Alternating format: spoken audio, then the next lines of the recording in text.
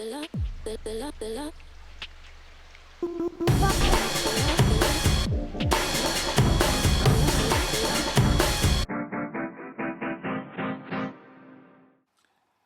is the car park.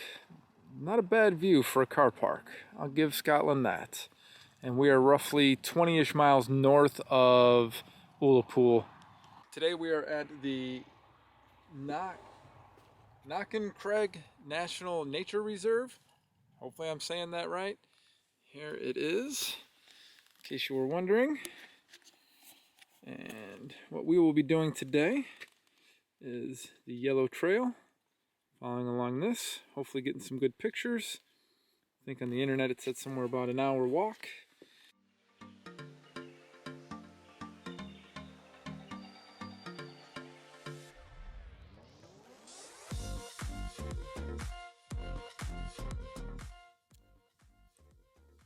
So here you got a rock with all the different types of rocks and how old they are in each of the layers.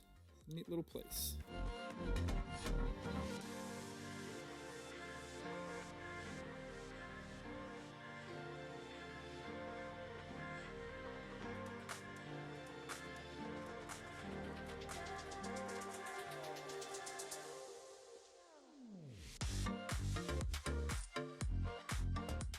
Here is the Knockan puzzle that I showed you earlier. It's designed by Valerie Pragnell and built by Bruce Shelley.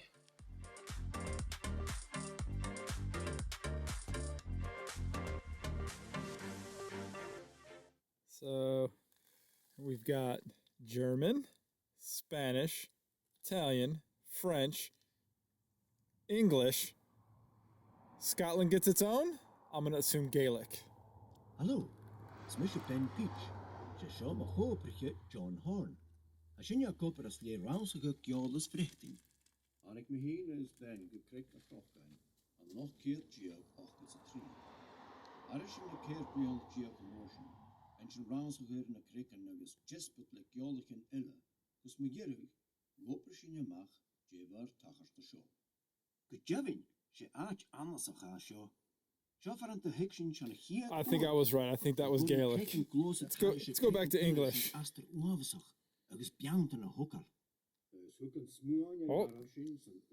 Oh, I think we gotta wait. Oh well.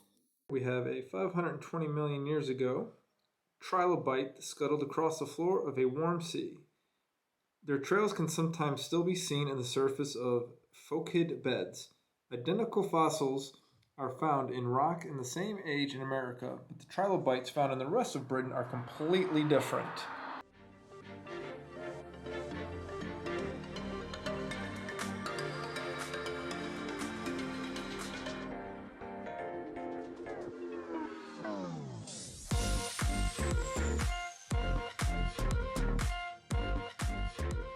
Taking the Crag Top Trail. It is 1.7 kilometers in a circular route that will take us past the Moyne Truss and along the top of the Knockan Crag for superb views of the surrounding mountains. The route has some steep climbs across the slopes and may feel exposed in places, but it's a good path and clearly marked. It's a circular route that takes you back to the car park.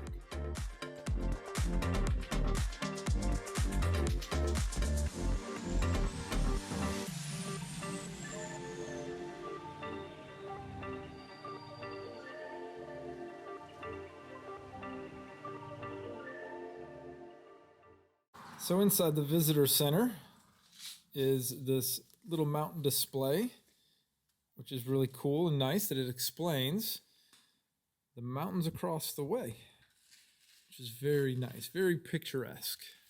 I'm hoping for a little bit of lighting change throughout the day so I can take some pictures. Either way, I'll be taking some pictures.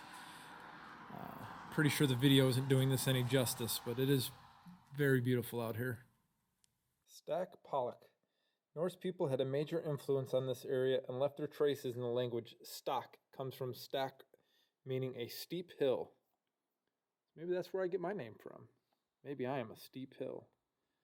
I believe way out in the distance, if it'll focus, way out there is Stack Pala. I don't know, 612 meters.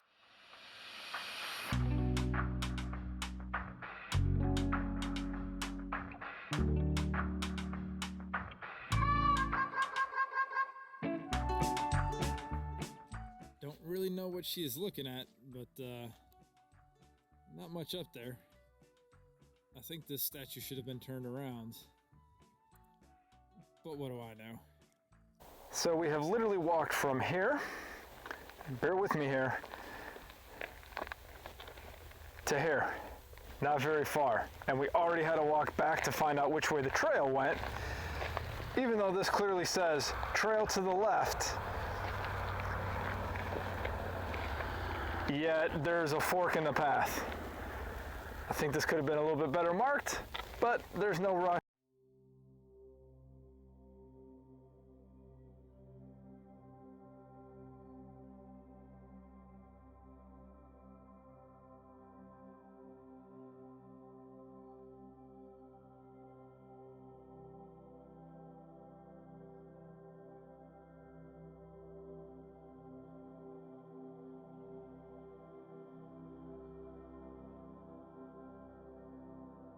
Who possesses this landscape?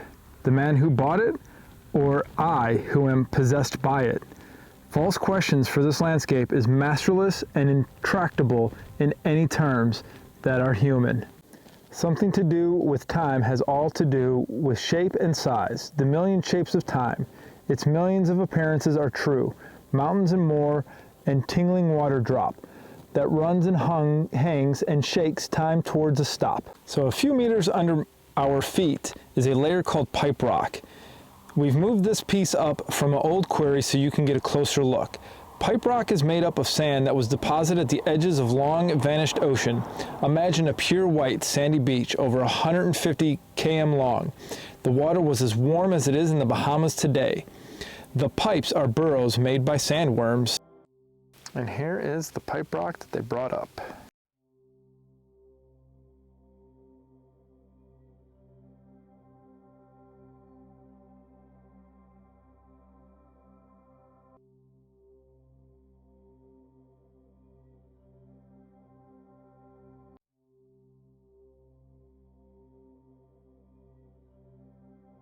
Around the world in 600 million years. Take 100 million year steps and follow Scotland as it drifts across the planet. 600 million years ago, Scotland is near the South Pole. 500 million years ago, Scotland is part of North America. And not to get political, but 400 million years ago, Scotland made the biggest mistake of its life by colliding with England. 300 million years ago, Scotland was inhabitable. Well, to today's standards to Scottish people, because it's near the equator. I'm sure they would have been complaining about it being boiling. 200 million years ago, dinosaurs rule Scotland.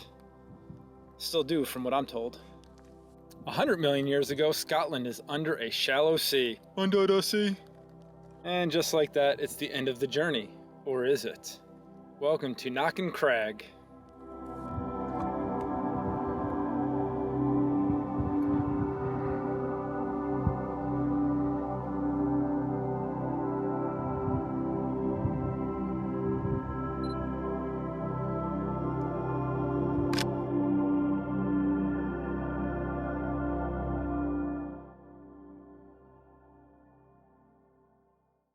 Well, seeing as I don't have a banana, but I do have a billy for scale, let you know how big that structure is.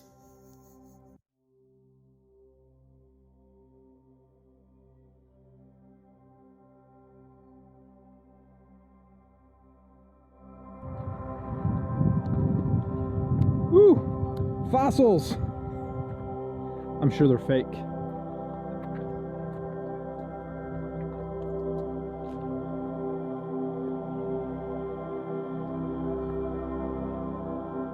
Seas of time. Look very closely here and you'll see we've polished the rock face to reveal two different colors. These are the layers of silt and mud laid down as fine sediment when this was part of a quiet, warm, shallow sea. At that time, around 525 million years ago, Scotland was part of North America and lay in the southern hemisphere. The rocks here are known as Fucid beds, and the distinct layer is only about 20 meters thick. Look around. Can you spot a sculpture of a creature that used to live on the ancient seabed. These are trilobite fossils found in this rock layer. The trilobite's closest living relative today are the horseshoe crabs you find in America and Japanese seas. Well, doing some investigation has netted us no trilobite anything. So looking through here, Billy and I have found 0 trilobites, 0 evidence of trilobites, but still pretty neat little area. Found some fake ones though. This is some beautiful art, but alas, didn't find any real trilobites in this area.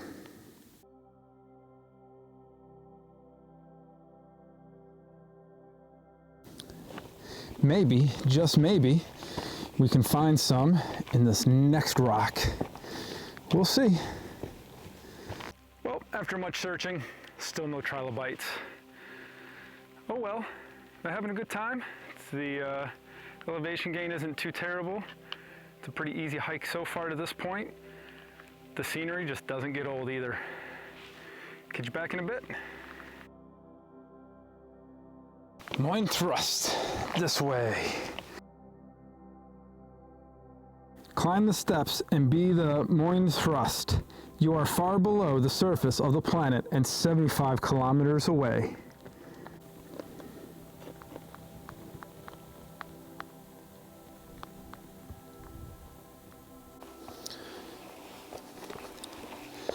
Climb the steps and be the Monroe thrust. You are still deep below the surface of the planet and 30 kilometers away.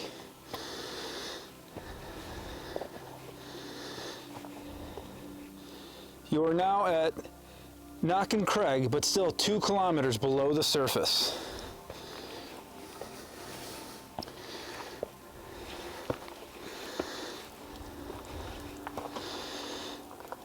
The Moin thrust moves slowly, probably about the same speed as you find your fingernails grow.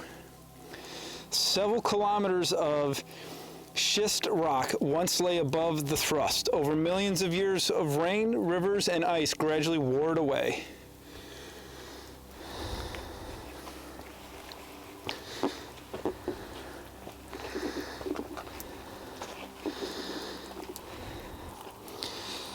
This rock is around 1,000 million years old.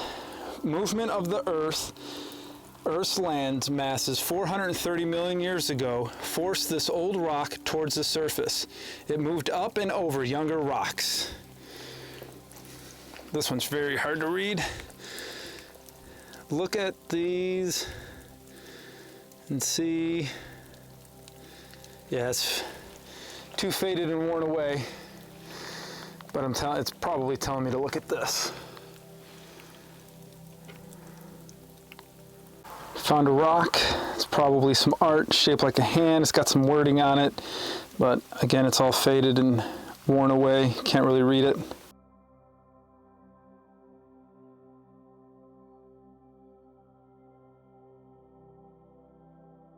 All right, so following the trail, you can see I got my go-to here for some more trail cam footage. But the trail is there, and I'm hoping you can see there should be some stairs up there. It looks like a nice little walk that we're gonna finish up.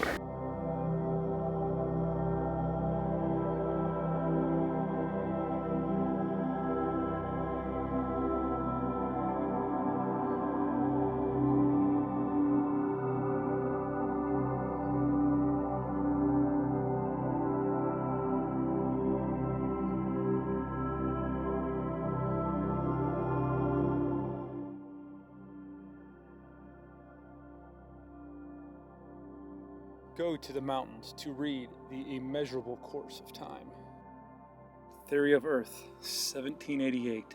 James Hutton, Scottish geologist and founder of modern earth science. Well, if you wrote it here, I can see why, because I'm sure you're sick of me saying it, but it's pretty awesome here. Almost made it to the top of the viewpoint on the trail. Now, I have cheated a little bit. I have dropped everything off at the top, caught my breath, because I'm a little bit out of shape. So, getting a little cheater vlogging footage, so that way you can at least hear me talk. But this is the end of the trail to the viewpoint, and we'll turn around and start the descent. Well, hopefully you can hear me over the wind, but I got a time lapse going on my camera right here, taking a time lapse of the mountain. Hopefully I get some good cloud movement. Took some panos of the area behind me here. Midges are terrible. I've had to roll down the sleeves. Luckily the wind's picking up. Get the knock the midges down for a wee while. But just still hanging out at the viewpoint, taking pictures, looking around, just enjoying all of this beauty. No other words for it. This is so much better than just sitting around playing video games all day.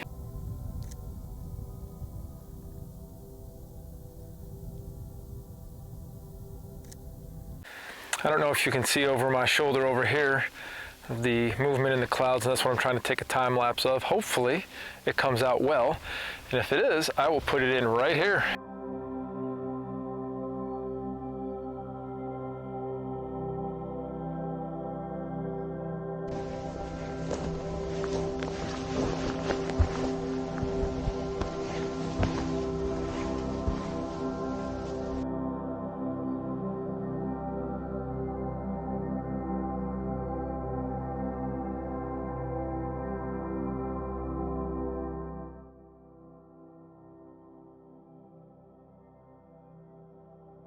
All right, so as you can tell by the waving arms, the midges are out and they're bad. Use this as a leading line in a photo for those mountains back there. Oh, the midges, man, this is my first real time out with the midges being this horrible.